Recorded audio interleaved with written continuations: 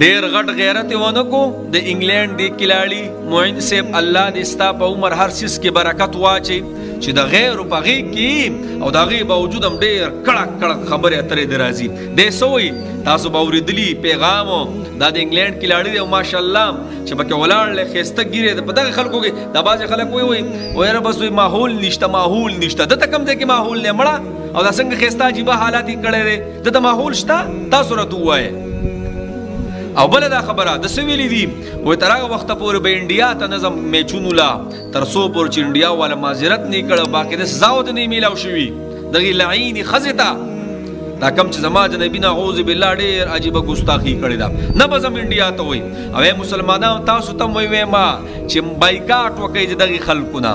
دغه ملک د هر یو سیز نه بایکاټ وکړي نو زه خو وایم چې هغه عبد الله ابن ابی نه دی رئیس المنافقین چې کوم د منافقانو چې کوم مشرو هغه چې کوم زوی دی کنه الله اکبر کبیره هغه چې څنګه په نبی اسلام باندې زما په نبی چې ګوره چا غیرت کړي الله اکبر کبیره ډیر لوی مرتبه ګوره منتلدا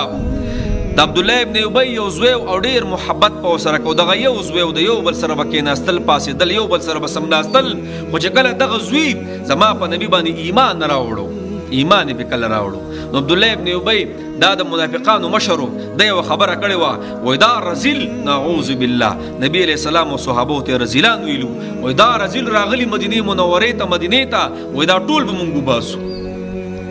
نو دا خبر نبی علیہ السلام ته ورسیده او د نبی اسلام غزوی وسره او غزوی ته خبره ورسیده غزوی ته چې خبره ورسیده کنه الله الله الله د الله رسول وی حکم کا وسرته و املاړه پسې عبد الله ابن ابی را روانو په اسبانی سور دی را روان دی او د خپل زوی چې کله ولي ډیر په غضب او د خپل پلار ته وی ورا کوش لاندې ورا کوش شابه لاندې را کوسکو او تاسو ویل د نبی رسول الله والسلام بارکی چې نعوذ بالله دا رزیل دی او مونږ عزت من خلق یو شابه ورا کوش او شابه وای چې مونږ رزیلان یو صحابه او نبی علیہ السلام عزت من دی یو پیری پیوی بیا په دویمه پی په درې پیری پیوی ښا او عبد الله ابن ابی ورته وې زوی ته زما غزوې نه زمانه چې بازار دی ا د یو بل نه چې بغیر شپنه کوله ته هغه زوی زمانه دا ولې داسې بدل شوې دا وجه څه ده وایې زما د نبی په مخ کې نه دی زما د نبی په معامله کې کوتم را لې پلار استانم سروامه نو داسې په غیرت کړی دی د ابوبکر رضی الله عنه زوی نه دی عبدالرحمن جنگ بدر کې چې کله جنگ بدر وشو کنه نو عبدالرحمن دا خو بیا زیات تر ټول مسلمانان شو عبدالرحمن دا د ابوبکر ته زوی او بکر ته ته وی جناب پلار وي په جنگ بدر کې را مخې لراله خو سر مې د نو خو بیا مې وکتل چې پلار مې سر مې جنازه کوونو اے ابو بکر رضی الله تعالی عنہ ته فرمایي زویا وای کو چرې مال مخې لراغلې وي نو ما به وای د دې فکر نو کړی چې ته مې زوی ما به دا فکر کو چې ته زما د نبی دشمنی سر به مې درنه والی وي الله اکبر کبیره ابو عبیده په یو جنگ کې اور لپلار مخې لرازي اخر کې دې سر داسي او دا نبی علیہ السلام ته خبره ورسیده زما نبی وای د هر امت یو امینی زما د امت امین ابو عبیده دی الله اکبر کبیر دا صحابه نه دي غرض مې دا دی چې په نبی علیہ السلام د موتا ګوري غیرت کو غیرت په کو نو الله به مونږ باندې غیرت کوي زما نبی سره الله ډیر محبت کوي چې چا په زما په نبی باندې غیرت کړي دی الله په غیرت کړي دی او ډیر لوی مقام ولا ور کړي دی نو دا اندوان مړه اسی تاسو خیال له څنګه سمره فلمونه موتا ګورو مړه پاکي خبرې په دې موبایل کې خیال هم کړی کنه څومره فلمونه موتا ګورو مړه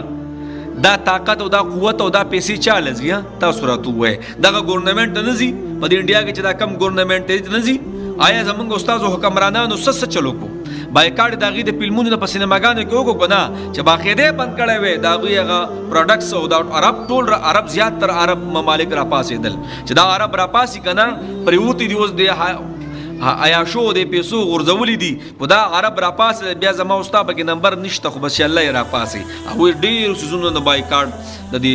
د انډیا او لاورېدلې مې چې انډیا په کم ملکونو کې عربو کې دي او هغه مولو باسي نسا چې دا ما ته داسې غیرت کومړه د دې بیا سمجال لږ دوی را پاسې زما د نبی په شان کې خبره اتروږي خو ما تعالی پر وتی کنه جی ذکر ال سکونداري را کوي او هغه نبی مړی الله اکبر کبیره